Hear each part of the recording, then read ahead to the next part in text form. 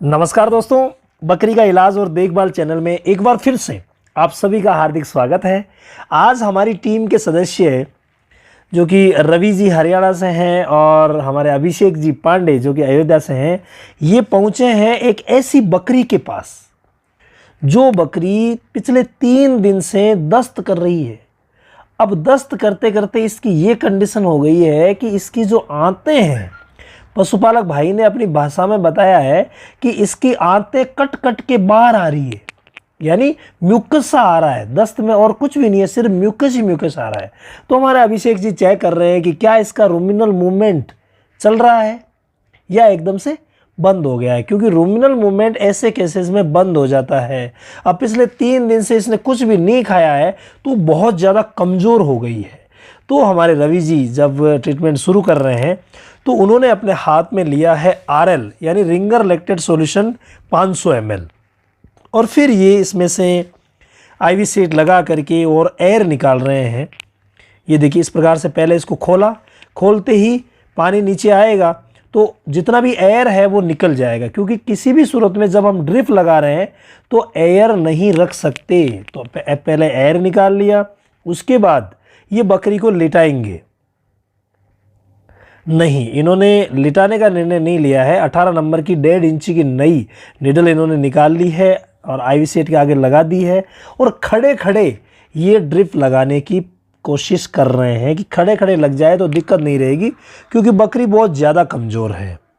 ये देखिए, आराम से पशुपालक भाई को सींग पकड़वा दिए हैं, मुंह की तरफ से पकड़वा दिया है, सही जगह से दबाया इन्होंने। जो खाली जगह होती है ना, दरार वाली, उस जगह दबा करके ये देखिए आराम से पालपेट हो रही है। डाल दी निडल, बिल्कुल कोई दिक्कत नहीं है। ब्लड आ रहा है, देख लिया, चेक कर लिया, फिर इसको ऑन कर दिया और ऑन करने के बाद यहाँ से दबवा देंगे पशुपालक से और फिर एक बार और चेक कर लेंगे क्या सही है। नली को, यानी कि जो IV सेट वाली नली है, इसको बिल्कुल एकदम से हम ज़बरदस्त तरीके से पिंचेंगे, दबाएंगे उसको, और दबा करके जो ही छोड़ेंगे, अगर सामने से ब्लड आ रहा है जहाँ पे निडल लगी है तो बिल्कुल सही है। इसके बाद इन्होंने इंजेक्शन मिलाने का निर्णय लिया है RL में सल्फाट्रिम। जी हाँ, सल्फाडॉक्सिम और ट्राइमेथोप्रिम का जो कॉम्बिनेशन है जो इस इंजेक्शन में है, ये यूज़ कर रहे हैं। सल्फाट्रिम कितना लेते हैं देखते हैं। ये थोड़ा सा सल्फाट्रिम का जो सॉल्यूशन है वो गाढ़ा आता है, तो धीरे धीरे सिरिंज में आता है।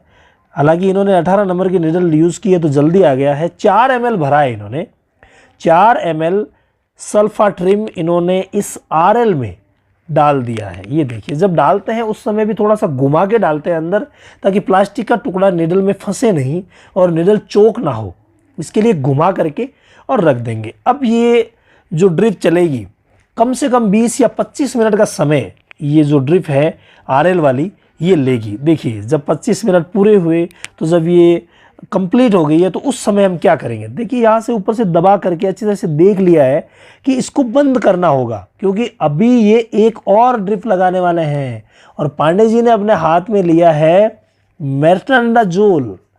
तो मेट्रोनडाजोल और लगाएंगे और इधर पांडे जी भर रहे हैं मेट्रोनडाजोल के लिए ट्राइवीवेट। जी हाँ, विटामिन B1, B12 और B6 का जो इंजेक्शन है सिर्फ 2 ml इन्होंने भरा है, सिर्फ 2 ml इन्होंने भर के रख दिया है, जो अगले ड्रिप में काम आएगा। तो जब RL फिनिश हुआ तो देखो बिल्कुल मुस्तैद है रवि जी यहाँ से बंद करने के लिए, बिल्कुल बंद कर दिया है।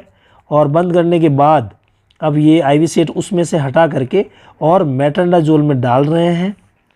ये डाल दिया। मेट्रोनडाजोल बहुत ही आवश्यक ड्रिप है इसमें, जो आंतों से संबंधित जितने भी इन्फेक्शंस है उसमें बहुत अच्छा काम करती है।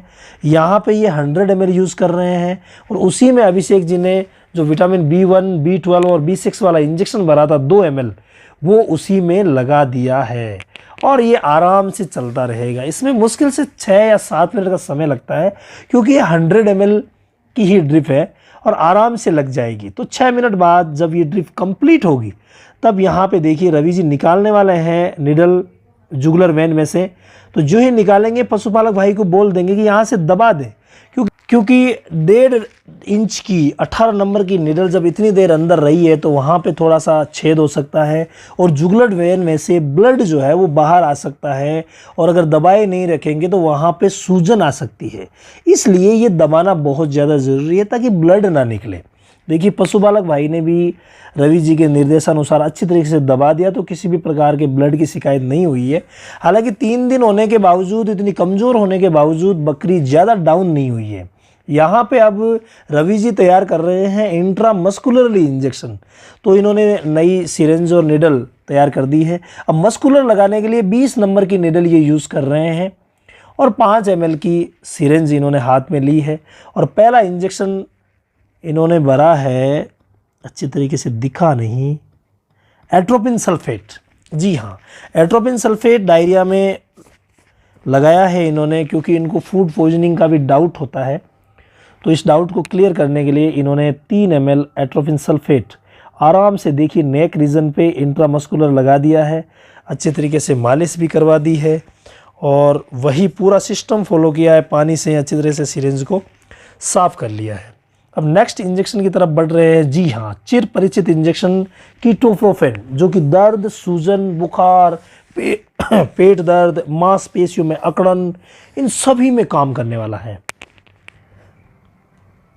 ये देखिए, ये भी नेक रीजन पे आराम से इंट्रामस्कुलर लगा दिया है बिल्कुल। अब इसको भी अच्छे तरीके से मालिश करवा दी है। अब अगले इंजेक्शन कौन से लेने वाले हैं? जी हाँ, इन्होंने हाथ में लिया है CPM, क्लोरफिनेरमाइन मेलिएट। CPM इन्होंने 3 ml लिया है। अभिषेक जी अच्छी तरीके से गौर कर रहे हैं। 2 ml कितना लेते हैं देखते हैं। जी हाँ, 2 ml इसमें B कॉम्प्लेक्स भी इन्होंने साथ में मिला दिया है।